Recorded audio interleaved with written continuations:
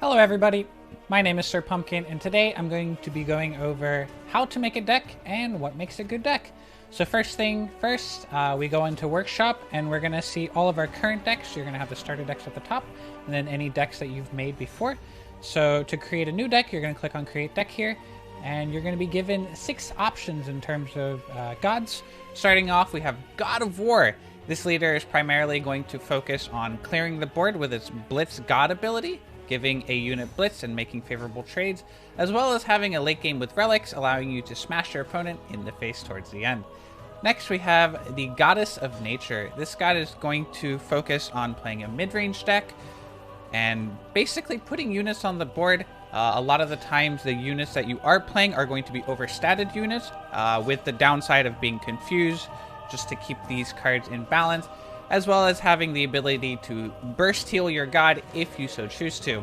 Next we have God of Magic. This god is typically going to be playing a more control-oriented deck. It has a lot of board clears at its disposal, as well as mana ramp. Mana ramp is the ability to accelerate your mana so that you can get into that mid to late game and focus on board control and your late game power plays. Next we have God of Light. This god is going to focus on buffing its creatures and healing them, as well as taking down larger units if you so choose to. Our next leader is going to be the Goddess of Death. This leader is going to focus on playing a very aggressive deck. It has 2 different god abilities to do this, as well as it can also play it as more of a control late game deck.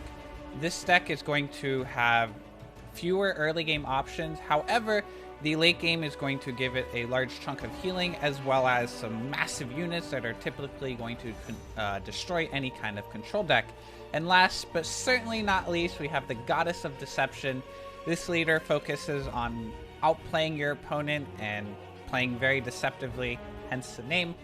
This leader is probably going to be the most difficult to master, just because when you do play certain cards, there are typically going to be different ways you can utilize those cards, and finding out the best way to do so can be difficult. Choose the god you want. Let's say I want to play Ludia. From here, I then get to start putting cards into my deck. So very simply, if you want to put this card into your deck, you just click on it. Very straightforward. You can scroll to keep finding cards.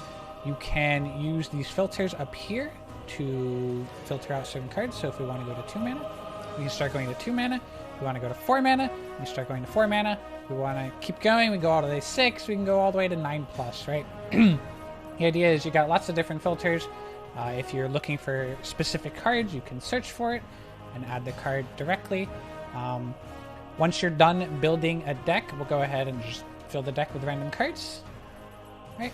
Obviously, this is not how you build your average deck. You're going to actually be reading what cards do, but once you've finished building your deck, you're going to go to edit deck, you're going to put in the name or the title of your deck, save changes, save deck, and you're done. It's that simple.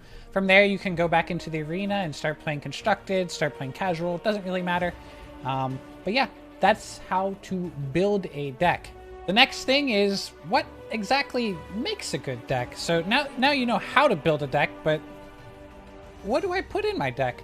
And to me, a good deck is a deck that has a good game plan in mind. So one of the most common game plans is going to be a more aggressive deck. These decks typically are very, very low curve. If you look at this, we have a ton of 1s, a few 2s, and then it starts to drop off and we have nothing above 4 mana. The basic idea is we're swarming the board very quickly. We're playing lots of cheap minions. We're trying to overwhelm my opponent, and from there, we're just going to kill them. The type of mulliganing you're going to do when you're playing a deck like this is you're going to be looking for 1s and 2s and typically mulligan everything else. And you're basically just playing to your curve every turn. You're going to be using all your mana, and you're just going to hope to beat out your opponent very, very quickly.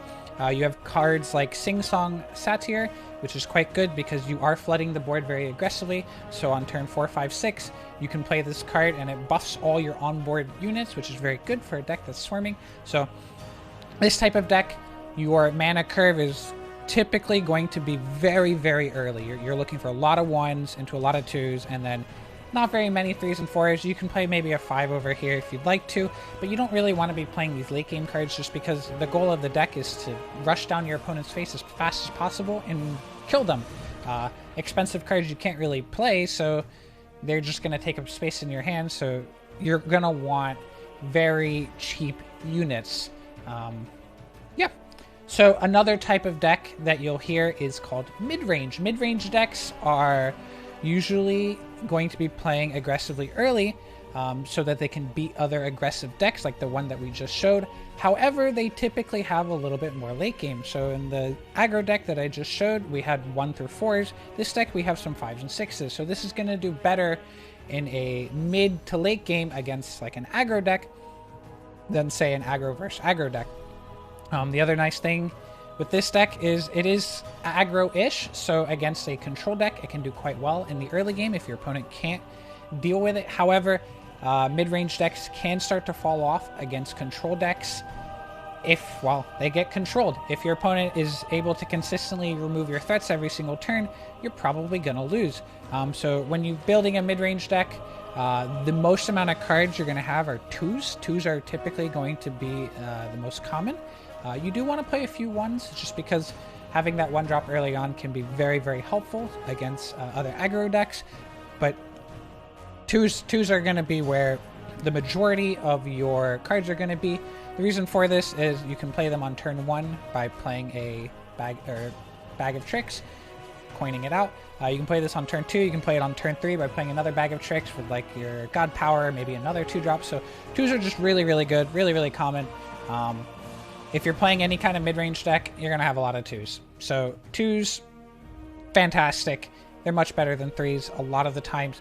3s in this game are kind of weak, with the exception of Viking Bloodguard. Bloodguard is probably one of the stronger 3s in the game. You're going to see this in basically every kind of aggro or mid-range deck because it's not only a body, but it's a body that once dies still leaves bodies on the board, which is going to be very good for cards like Sing Song. Another thing is when you're building decks, you're going to want to have synergies. So if you notice, we're playing Jungle Princesses, which put more units on the board, which is obviously very good for Sing Song. If your opponent wipes your board, you can redevelop a board with something like Jungle Princess, and then you have the ability to buff these units back up and keep trading into your opponent's units. Or if you want to, you can continue to go face.